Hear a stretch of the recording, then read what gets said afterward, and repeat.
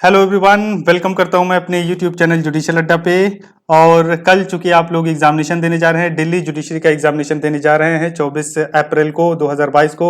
और जुडिशियल अड्डा का आप सभी को wish you all the best judicial अड्डा की तरफ से। जैसा कि हमने वादा किया था, आपसे प्रॉमिस किया था कि एलएलपी एक्ट पे जितने भी एमसीक्यूज हैं हम आपके साथ डिस्कस करेंगे। इसका पहला पार्ट हमने ऑलरेडी रिलीज किया है, ऑलरेडी अपलोड किया है यूट्यूब पे। जिसको पहला पार्ट एलएलपी एमसीक्यूज का चाहिए वो डिस्क्रिप्शन में जाके विजिट कर सकते हैं। डिस्क्रिप्शन में लिंक है, लिंक पे क्लिक करिए, आप उस वीडियो को देख सकते हैं।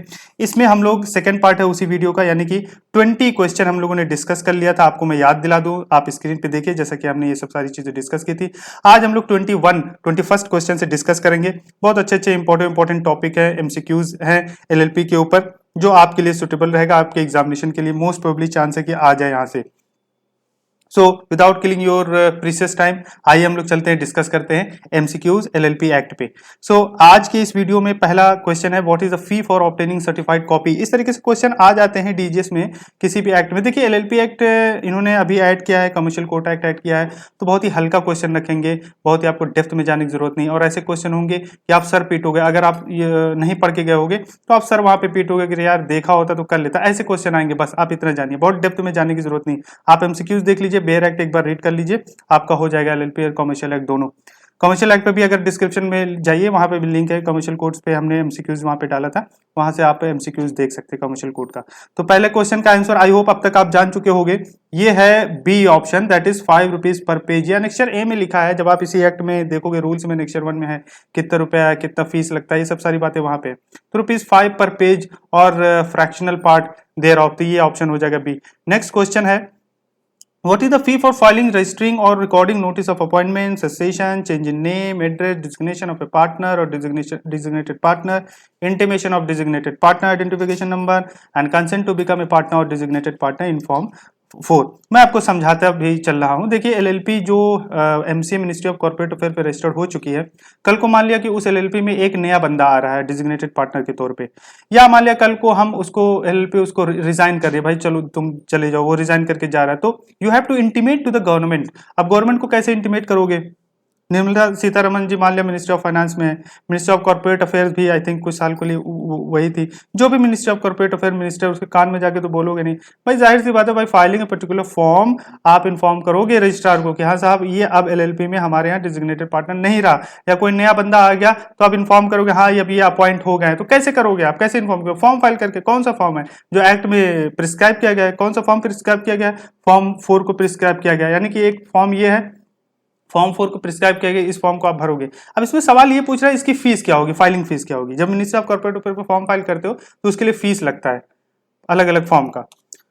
तो यहां पे आपका आंसर हो जाएगा 50 रुपए, ये वाला आंसर है। चलिए ये देख लेते हैं, where an auditor is unwilling to be reappointed. मान लिया कोई ऑडिटर दोबारा अपॉइंट नहीं होना चाहता, तो नोटिस देगा राइटिंग में एलएलपी रजिस्टर्ड ऑफिस को। जब भी उसका टाइम खत्म हो रहा होगा, जैसे मान लिया उसको 2 साल के लिए अपॉइंट किया गया, 5 साल के लिए अपॉइंट किया गया, तो अपना दिन खत्म होने से पहले वो इंटीमेट करेगा एलएलपी को कि मैं अब दोबारा रीअपॉइंट होना नहीं चाहता। तो कितने दिन पहले? नॉट लेस देन 14 डेज, है ना, नॉट लेस देन 14 डेज ही सीजिंग टू ऑफिस। जब उसका ऑफिस सीज हो रहा होगा तो 14 डेज पहले ही वो नोटिस दे देगा कि अब मैं रिअपॉइंट नहीं होना चाहता, आप कोई और ऑडिटर देख लो। 24, who can remove the auditors from his office. Auditor को कौन रिमूव कर सकता है? तो देखिए सबसे पहली बात, पार्टनर्स ऑफ एलएलपी, उसको जो एलएलपी के पार्टनर वो रिमूव कर सकते हैं उसके ऑफिस से। जो भी एलएलपी एग्रीमेंट में लिखा होगा, जिस तरीके से लिखा होगा उसके अकॉर्डिंग रिमूव कर सकते हैं। दूसरी चीज, एलएलपी एग्रीमेंट में मान लिया कुछ नहीं लिखा है रिमूवल के रिगार्डिंग, ऑडिटर के रिमूवल के अकॉर्डिंग, तो क्या होगा कि सारे पार्टनर्स के कंसेंट से उस ऑडिटर को रिमूव किया जा सकता है। दैट इज डी वाला ऑप्शन यहाँ पे मोर सुटेबल हो जाएगा, डी वाला ऑप्शन सही हो जाएगा। The designated partners may appoint auditor, but if the designated partners fails to appoint the auditor, then who will make the appointment of the auditors. तो सबसे पहले जो डीपी होते हैं, डिजिग्नेटेड पार्टनर्स होते हैं एलएलपी के, वो अपॉइंट करते हैं। अगर वो नहीं अपॉइंट कर पाए तो कौन अपॉइंट करेगा? वहां पे फिर जो दूसरे पार्टनर होंगे वो अपॉइंट करेंगे, यानी कि अदर पार्टनर्स एलएलपी के अपॉइंट करेंगे। What is the fee to pay to the registrar for filing of the statement of account and solvency where the contribution exceed 1 lakh rupees but does not exceed 5 lakh rupees। मान लिया कि LLP का capital 1 lakh से ज्यादा है लेकिन 5 लाख से कम है, तो जो statement of account and solvency का फाइलिंग होना है रजिस्ट्रार पे, उसकी फीस क्या होगी?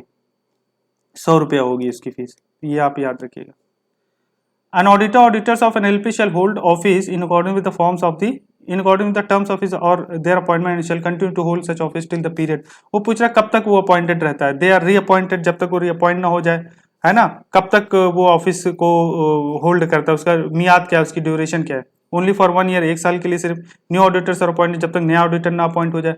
Option A and C are correct, तो यहाँ पे डी वाला मोस्ट सुटेबल आंसर है।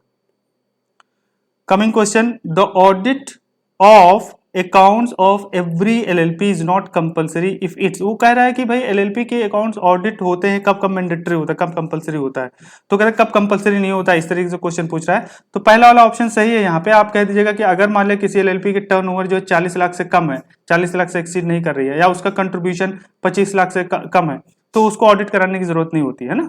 जैसे मान लिया कि टर्नओवर उसकी 50 लाख है, तो यहाँ पे उसकी रिक्वायरमेंट हो गई, या मान लिया टर्नओवर तो है 30 लाख लेकिन कंट्रीब्यूशन है 30 लाख, कंट्रीब्यूशन है 40 लाख, 25 लाख से ज्यादा, तब भी उस केस में उसको कंपलसरी हो जाएगा ऑडिट कराना। तो और करके आपको देखना है, दोनों में से कोई भी अगर फुलफिल हो जाएगा तो उसको ऑडिट कराना मैंडेटरी हो जाएगा। टर्नओवर या कंट्रीब्यूशन, दो पैरामीटर है यहाँ पे।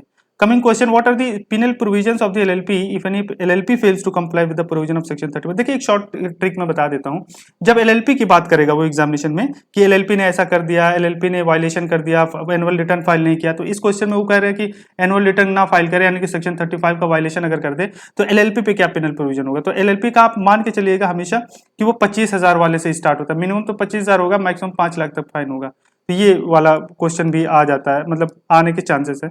व्हाट इज द प्रीडिसी of preparing the statement of accounts and solvency by LLP, ये भी आपने पढ़ा होगा कि वो पूछते हैं कि with in a period of 3 months from the end of each financial year, जब फाइनेंशियल ईयर एंड हो जाएगा वहां से कितने दिन के अंदर जो है statement of account and solvency बन जानी चाहिए। तो ये वाला आप डी वाला ऑप्शन कर दिएगा, 6 महीने के अंदर अंदर from the end of financial year, वहां से 6 महीने, जैसे मार्च 31 मार्च को क्लोज होता है, 31 मार्च 2022 ये वाला ईयर फाइनेंशियल ईयर क्लोज हुआ है, तो अप्रैल मई जून जुलाई अगस्त सितंबर, 30 सितंबर तक अकाउंट बन जाने चाहिए। तो ये आपका हो गया।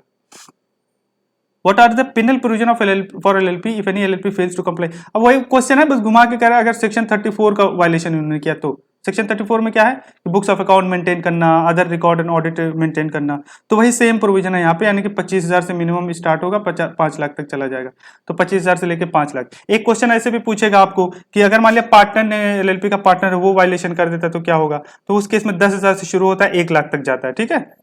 तो ऐसे आप याद के शॉर्ट में बता दे रहा हूं। जैसे ये वाला पूछ रहा है what are the penal provision for designated partners, अब ये डिजिग्नेटेड पार्टनर्स के लिए पूछ रहा है पेनल प्रोविजन, कह रहा है if any LLP fails to comply with the provision, कह रहा है एलएलपी अगर फेल हो गई 34 का वायलेशन कर दिया तो डिजिग्नेटेड पार्टनर पे कितना पेनल प्रोविजन होगा। तो आई होप कि अब आपको समझ में आ गया होगा, तो इसलिए बी वाला आंसर होगा, 10,000 से लेके 1 लाख तक हो सकता है। ये भी डिजिग्नेटेड पार्टनर्स के ऊपर क्वेश्चन पूछ रहा है, मान लिया एलएलपी 35 में फेल हो गए, एनुअल रिटर्न फाइल नहीं की, तो डिजिग्नेटेड पार्टनर पे भी तो कोई लायबिलिटी होनी चाहिए ना, तो वही सेम लायबिलिटी है, 10,000 से लेके 1 लाख, तो यहाँ पे सी वाला आंसर हो जाएगा। तो आप हमें कमेंट कर सकते हैं अगर आपको लगता है कोई क्वेश्चन में, किसी का क्वेश्चन में कंफ्यूजन है, यू आर मोस्ट वेलकम, आप कमेंट कर सकते हैं। और अब तक आपने अगर हमारे यूट्यूब चैनल को सब्सक्राइब नहीं किया, सब्सक्राइब करिए, लाइक करिए, शेयर करिए। आने वाले यूपी एपीओ के एग्जामिनेशन के बारे में आपको बताया जाएगा, यूपी जुडिशरी का भी वैकेंसी आने वाली है, उसकी भी वैकेंसी आने वाली है, आपको पता होगा कि सिलेबस भी चेंज हुए, एक नोटिफिकेशन भी आ चुकी है अब तक। एमपी के बारे में भी आपको बताया जाएगा, एमपी के भी एमसीक्यूज मिलेंगे। तो प्लीज लाइक करिए, सब्सक्राइब करिए, शेयर करिए और कमेंट भी करिए। 34 में what is the penalty for the false statement made by the LLP in any return, अब वो भी कह रहा है कि अगर मान लिया एलएलपी ने किसी भी रिटर्न में, स्टेटमेंट में या कोई भी अदर डॉक्यूमेंट उसमें फॉल्स स्टेटमेंट देता है तो क्या होगा, इसका आंसर क्या है। तो यहाँ पे आप ये वाला कर दीजिएगा कि इम्प्रिजमेंट हो जाएगा for the purpose of provision of this act, तो यहाँ पे कह दीजिएगा कि the person concern shall be punishable, जिसकी गलती होगी, जो पर्सन उसमें इन्वॉल्व होगा उसको 2 साल तक इम्प्रिजमेंट हो सकता है और 5 लाख रुपये तक फाइन हो सकता है। 1 लाख से कम नहीं होगा, लेकिन मिनिमम 1 लाख है। Next question, what is the penal provision if any person who without lawful excuse fails to comply with any summons or requisition of the registrar, registrar ने उसको नोटिस इशू किया, वो जो है उसका उल्लंघन करता है, वायलेशन करता है, कंप्लाई नहीं करता है, तो उस केस में उस पर क्या होगा उसके साथ। तो आप ये कह दीजिएगा ये वाला ऑप्शन सही हो जाएगा, ये वाला ऑप्शन यहाँ पे सही है। 36, एन इंडिविजुअल और body corporate can not be A partner in LLP, भाई ये तो सरासर गलत है, ऐसा तो नहीं है, तो ये स्टेटमेंट इज रॉन्ग, सी वाला कर दीजिएगा ना। इंडिविजुअल भी पार्टनर हो सकता है एलएलपी में, कॉर्पोरेट कोई बॉडी कॉर्पोरेट हो वो भी पार्टनर हो सकती है एलएलपी में। ये कह रहा है व्हाट इज एलएलपी आईएन। तो जैसे कंपनी के केस में CIN होता है, वैसे एलएलपी के केस में LLP IN होता है।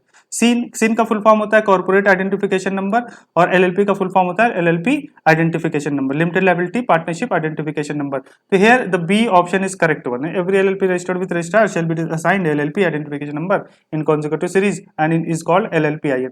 तो उसमें कॉन्जिक्यूटिव नंबर के थ्रू आइडेंटिफाई, उसमें मतलब कुछ जो रजिस्ट्रार में रजिस्टर हुआ होगा, जिस रजिस्ट्रार के पास उसका लास्ट वाला नंबर रहता है, किस साल रजिस्टर हुआ वो होता है 2022। मान लिया दिल्ली में कोई LLP बन दिया तो DL हो जाएगा, DL 2022, और उसी का यहाँ पे रजिस्ट्रार का हो जाता है। तो इस तरीके से 10-12 डिजिट का रहता है नंबर, है ना, उसको आप देख लेना, ये इंपॉर्टेंट नहीं है आपके लिए, जस्ट फॉर द नॉलेज से आपको बता रहा हूँ।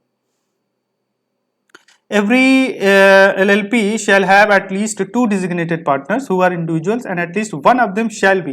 बड़ा खतरनाक क्वेश्चन पूछा, देखो कितने महीनी बारीकी से पूछा है, बहुत ही माइनर पॉइंट है ये। An Indian citizen, a person of foreign national, a resident in India, a person having Indian passport.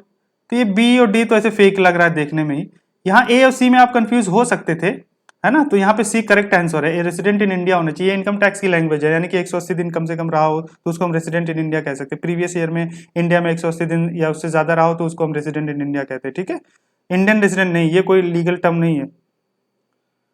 In terms of section 23 subsection 2 of LLP Act 2008, every LLP shall file information with regard to the LLP agreement in the prescribed form with the registrar within 30 days of the date of information. What is the prescribed form number? वो जो LLP agreement होता है तो agreement की copy जो है registrar को file होते हैं, किस फॉर्म में फाइल होते हैं ये वो पूछ रहे हैं। तो फॉर्म नंबर 3, फॉर्म नंबर 3 है यहाँ पे। Next question, The court or tribunal may reduce or waive penalty leviable against any partner or employee of LLP if it is satisfied that। तो ये वाला तो बी वाला तो मुझे याद आ रहा है, हमने पढ़ाया भी था आपको। जो लोग भाई जो हमारे स्टूडेंट हैं जो देख रहे हैं उनको समझ में आ रहा होगा। Such partner employ of LLP has provided useful information during investigation. भाई इन्वेस्टिगेशन हो रहा है, वो पार्टनर या वो एम्प्लॉय यूजफुल इन्फॉर्मेशन दे रहा है, तो उस सूरत में क्या होता है कि उसकी जो पेनल्टी है वो वेव ऑफ हो सकती है। दूसरा, when any information given by any partner employ leads to LLP or any partner employ of such LLP being convicted. आपने कोई ऐसा इन्फॉर्मेशन दिया कि आपके इन्फॉर्मेशन की वजह से किसी पार्टनर एम्प्लॉय को सजा हो गई, कन्विक्शन हो गया, तो आप बच जाओगे वहां पे, है ना। तो आप वहां मतलब गारंटी नहीं बच जाने का, मतलब आपकी सजा भी कम की जा सकती है या वेव कर देगी कोर्ट या ट्रिब्यूनल, वो कोर्ट के ट्रिब्यूनल के ऊपर है, 100% नहीं गारंटी है। तो ए और बी आप दोनों कह सकते हो, यानी कि यहाँ पे सी वाला ऑप्शन मोर सुटेबल होगा। Both option A and B are correct. तो उम्मीद करता हूं कि आपको ये वीडियो लेक्चर अच्छा लगा होगा, आपको एमसीक्यूज अच्छे लगे होंगे। जिन लोगों को इसकी पीपीटी चाहिए, आपको हार्ड सॉफ्ट कॉपी में चाहिए, आप हमें हमारे मेल है डिस्क्रिप्शन पे, वीडियो के डिस्क्रिप्शन पे आप हमें मेल कर सकते हैं, या इसी में नंबर होगा, ये आपको नंबर रिफ्लेक्ट हो रहा है, इसी पे आप व्हाट्सअप हमें कर सकते हैं, तो आपको व्हाट्सअप पे मिल जाएगा इसका पीपीटी PDF फॉर्मेट में। और ज्यादा डिटेल आपको चाहिए हमारी वेबसाइट पे आप विजिट कर सकते हैं www.judicialadda.in। आपने अपना कीमती समय दिया उसके लिए thank you so much. Once again judicial Adda आपको ऑल द बेस्ट कहता है आपके कमिंग एग्जामिनेशन के लिए, दिल्ली जुडिशियल एग्जामिनेशन के लिए। Thank you so much.